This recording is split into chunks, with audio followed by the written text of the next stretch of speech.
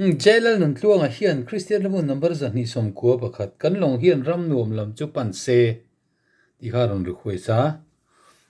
hela hi vuak li ania solfa ang taka simple taka hansak chuan kan long hian ram nuam lam chu pan se lal pa thu chu puang dar zelin midang tu tu te chu shroi chuarin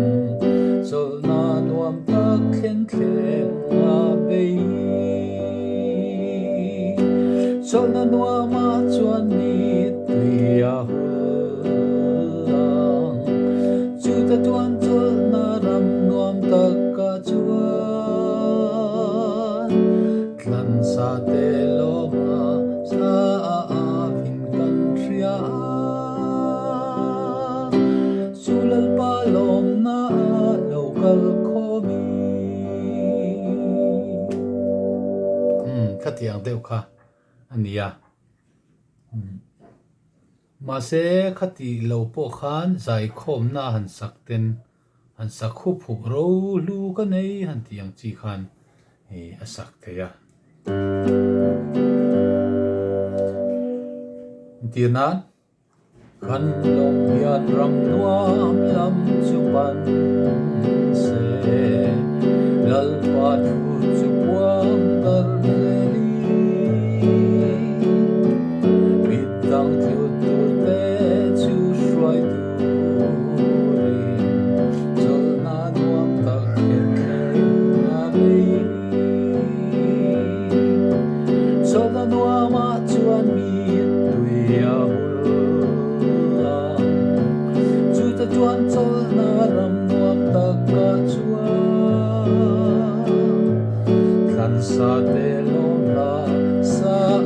am kan thria chu ta chuan lom na local khomi